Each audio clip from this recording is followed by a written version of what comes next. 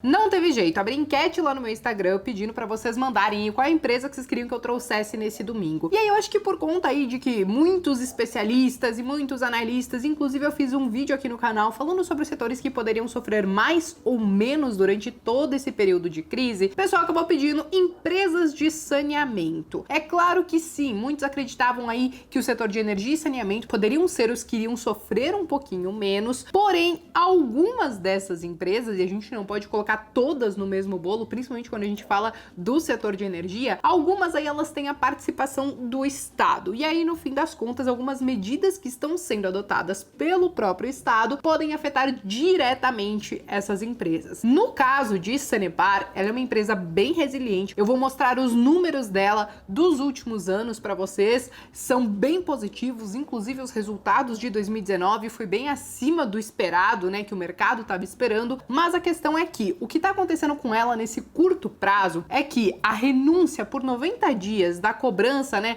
da fatura para as famílias mais carentes ou que são mais vulneráveis pode sim impactar parcialmente a empresa. Não quer dizer que vai cessar o faturamento. Muita gente estava confundindo que essa renúncia do pagamento dessas faturas seria para praticamente todo mundo. E não, são somente para as famílias que estão em situações mais vulneráveis ou que têm uma baixa renda. O que pode acontecer sim com empresas de saneamento e também de energia elétrica é o índice de devedores duvidosos crescer um pouquinho. E aí é claro que quando a gente fala desses consumidores que são de baixa renda, também existe aí uma medida que o próprio governo está adotando, que é não poder cortar os serviços dessas pessoas. Então, gente, é claro que quando você tem uma Sanepar da vida, que como vocês podem ver aqui na tela, um dos maiores controladores é o próprio Estado do Paraná, consequentemente, algumas medidas que o próprio Estado adota pode recair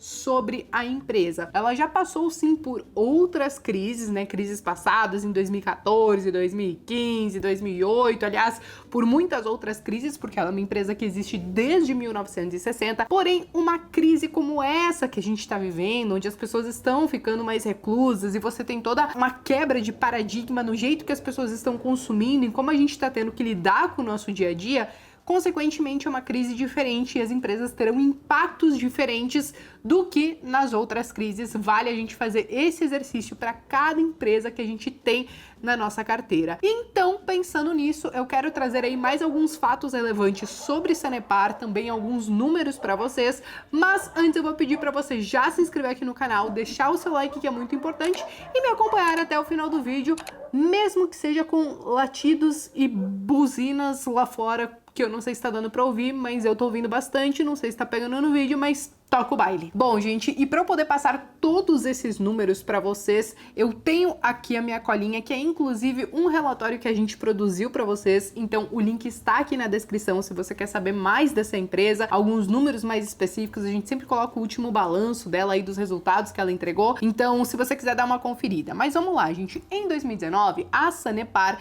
ela reportou um lucro de mais de 1 bilhão de reais, o que representa algo 21% maior do que o lucro em 2018. Então ela teve um crescimento na sua receita e consequentemente também teve um crescimento no seu lucro líquido. Quando a gente fala do endividamento, quando a gente fala de empresas talvez desses setores mais básicos como energia, como saneamento, às vezes a gente espera até encontrar aí algumas dívidas um pouco mais caras. Quando a gente fala de Sabesp, por exemplo, ela tem sim uma certa dívida e tem ainda a questão dela ter de quase 50% da sua dívida em dólar. Então, muitas vezes, quando tem a oscilação do dólar, a dívida dela também oscila e ela não faz hedge para tentar proteger isso. No caso de Sanepar, ela até tem uma dívida bem controlada e aí, quando a gente olha aquele indicador da dívida líquida pelo EBITDA para tentar medir a alavancagem dela, ele está sendo negociado aí em 1,4 vezes, o que a gente considera um nível bem saudável de endividamento. Quando a gente olha para essas empresas, a gente não quer ver algo acima de 3 vezes e meia, por exemplo. Em alguns casos, até mais do que 2 vezes e meia, a gente já considera que a empresa ela tá ficando um tanto quanto alavancada. Então ela tem a dívida controlada, ela reportou lucros constantes sim nos últimos anos. O último ano de 2019 foi acima do que o mercado esperava. O mercado estava esperando aí algo em torno de 790 milhões de lucro e ela reportou aí mais de 1 bilhão. O que acontece? Empresas que entregam lucro, consequentemente, elas distribuem os seus dividendos.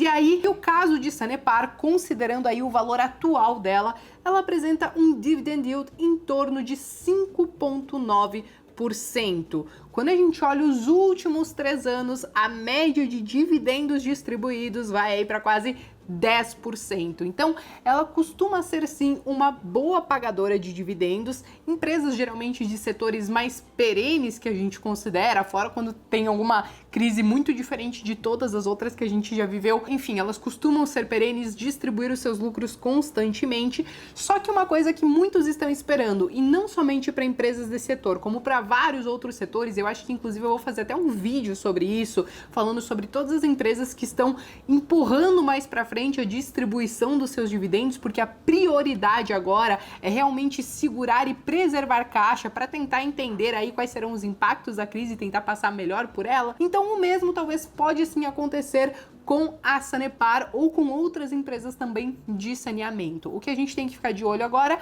é até o final de 2021 como toda essa crise vai se desenrolar e qual vai ser o impacto real dessas empresas com essas medidas que o governo está impondo. Mas beleza, eu falei para vocês sobre a receita que aumentou, sobre o lucro dela que aumentou também em quase 21%, e aí a gente também tem que dar uma olhadinha na questão da margem líquida. A gente quer saber se ao final, mesmo a empresa tendo o dedo do governo, se tudo que ela vende sobra realmente quanto para ela, né? Então, eu olhei aí das 3 principais empresas que a gente poderia comparar entre si, né? Sanepar, Sabesp e Copasa. E Sanepar é a que tem maior margem líquida. Ela tem 22,8% de margem líquida, enquanto Sabesp tem 18,7% e Copasa tem 14,63%. Ainda assim, todas têm uma boa margem líquida. Sanepar, no fim das contas, nesse quesito, acaba ficando um pouco na frente. Já quando a gente fala do ROI, tá? Porque a gente quer saber o quanto a empresa ela é rentável,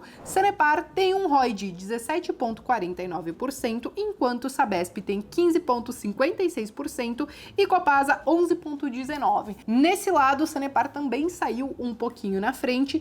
O que tem acontecido com essa questão do ROI é que ele tem aumentado gradualmente ano a ano. Quando a gente olha, então, 2019, eu falei para vocês de algo em torno de 17,5%, sendo que em 2018 foi de 15,6%.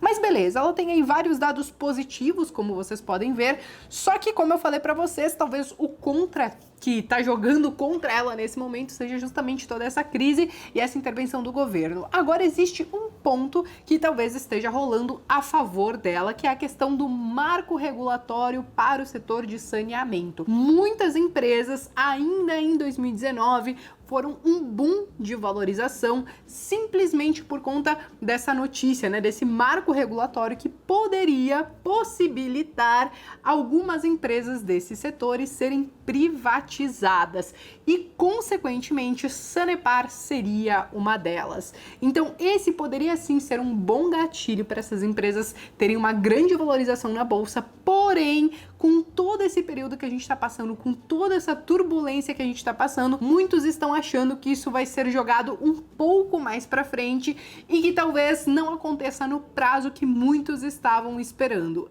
Isso a gente vai ter que acompanhar de perto, mas eu acho que, sem querer me estender muito, né, nesse vídeo de domingo, acho que eu passei os principais pontos de marco regulatório do que está acontecendo nesse curto prazo, até porque os dados, números e tudo mais, vocês podem conferir no próprio relatório ou até mesmo no próprio site de RI da empresa. Eu acho que esses foram os principais aspectos e eu gosto, sim, desses setores, principalmente pensando no longo prazo. Mas o que eu quero saber de você é: você tem Sanepar na carteira ou você colocaria ela ou até mesmo alguma outra empresa desse setor na sua carteira?